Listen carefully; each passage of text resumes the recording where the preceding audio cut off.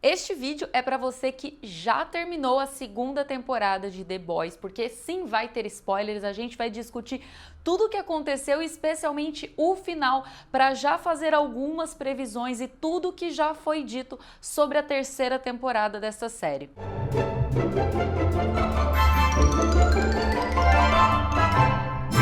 E antes mesmo da gente começar, se você não me conhece, meu nome é Kelly Hyde, este é o Acima da Linha, a gente fala sobre tudo de cinema, de séries, resenhas, biografias e tudo que há no universo da sétima arte. Se você gosta desse tipo de material, eu sugiro que você se inscreva neste canal e ativa o sininho daqui para você saber quando vai sair vídeo, mas por acaso sai toda quinta-feira às 19 horas. Vamos combinar que essa temporada foi bombástica, foi muita informação, muita coisa acontecendo e foi um episódio mais tenso que o outro. O que é incrível, porque a primeira temporada eu assisti tudo de uma vez, já tinha sido lançado todos os episódios, eu não tive que esperar semanalmente um episódio novo. E dessa vez eu tive que acompanhar assim, mas foram episódios que basicamente sustentavam a semana inteira para você passar o tempo todo refletindo e digerindo tudo o que estava acontecendo ali. Para começo de conversa, eu acho que aquele começo da temporada em que você tem o Butcher um pouco fora ali do grupo do The Boys, eu achei muito interessante. Eu achei que o grupo se sustentou muito bem sem a presença do cara, digamos assim, mais grotesco do grupo. Eu gostei muito da relação do Hughie tentando ser o líder daquilo ali, mas você vendo claramente que ele é muito bonzinho e não tem a força e a determinação de alguém um pouco mais frio e calculista como o Butcher para dominar a situação e para saber qual é a melhor estratégia. A gente teve várias evoluções aqui, o que eu achei muito interessante nessa série. Se você acompanha esse canal, você já percebeu que é algo que eu sempre elogio numa série, quando ela permite desenvolvimento de cada personagem, para que você conheça um pouco mais ele, para que você possa se identificar, um pouco se apegar àquele personagem, entender a história dele, de como que ele chegou ali, ou por que que ele faz as escolhas que ele faz. Eu acho isso algo muito interessante e válido em qualquer tipo de série, seja de heróis, seja um drama, seja de guerra ou seja no espaço. Eu acho crucial isso, uma questão acho que de roteiro e construção, que você consiga ter empatia pelos personagens ou não, até mesmo para você desgostar e odiar aquele personagem. Mas para isso, você precisa conhecer a história e a personalidade de cada um. E foi isso que esta temporada nos permitiu fazer, conhecer um pouco mais da história de personagens que a gente tinha só uma pincelada lá na primeira temporada para ter uma ideia de quem eram eles. Como, por exemplo, a gente entendeu finalmente a história da Kimiko e soube por que que ela chegou assim e toda a transformação dela durante esta temporada. A Maeve, para mim, também teve uma história muito interessante, apesar de eu sentir ela um pouco mais apagada nesta temporada, mas a colocação dela, do relacionamento dela com a Helena a público, foi algo muito interessante da forma com que você viu satirizado tudo que foi feito em cima desse relacionamento, da volta usando as duas como uma forma de publicidade, como uma forma de ganhar um novo público, talvez chamar a atenção de pessoas que até então pudessem não estar atentos ao que acontecia com o Seven. E dentre todas as outras coisas que a gente descobriu sobre todos os personagens que a gente já conhecia lá na primeira temporada, a gente teve vários desfechos às situações anteriores que ficaram inacabadas lá atrás, como especialmente a gente pode ver a relação do Butcher com a Becca.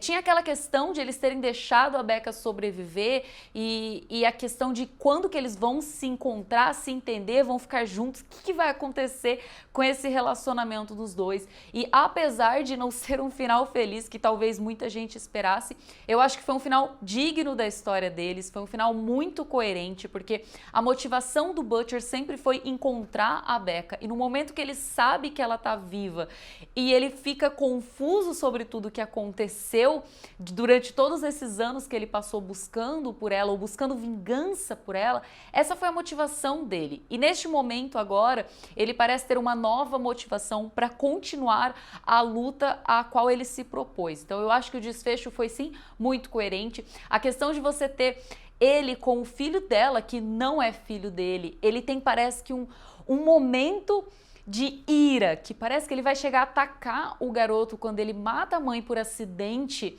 mas você vê que ele reflete a situação e no momento que o Homelander surge, algo maior passa por cima dessa raiva, dessa fúria, desse sentimento que ele não controla porque ele não tem certo afeto por essa criança, já que não tem vínculo com ele e, pelo contrário, tem vínculo com um dos maiores inimigos do Butcher, que é o Homelander. E no meio de tudo isso, a gente tem o surgimento de uma personagem nova, que é a Stormfront. E muito engraçado que lá no começo dessa temporada, nos primeiros episódios, você pode ficar com o pé atrás porque você acha ela muito esquisita, muito abusada e ela fala umas coisas muito na lata.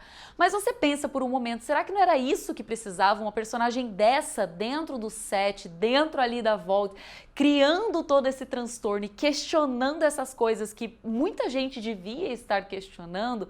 E com o decorrer de todos os episódios, conforme você vai descobrindo mais e mais sobre essa personagem nova, você descobre que na verdade ela não tem nada de boazinha, nada que vá ajudar, como a gente esperava, talvez dar uma força para o grupo The Boys, para tentar quebrar essa força do set, e na verdade é uma pessoa horrível, que tem uma história tenebrosa, que veio lá da época do nazismo e ela permanece com isso. Uma frase muito, muito, muito forte que ela solta durante essa temporada é que ela diz que as pessoas gostam e realmente se animam com tudo que ela diz. O que as pessoas não gostam é da palavra nazista. Isso foi um tapa na cara de todo mundo, porque todo mundo sente que isso foi verdade e que o que ela falou realmente faz muito sentido e ela simplesmente coloca isso pra fora de um jeito que talvez poucos teriam coragem.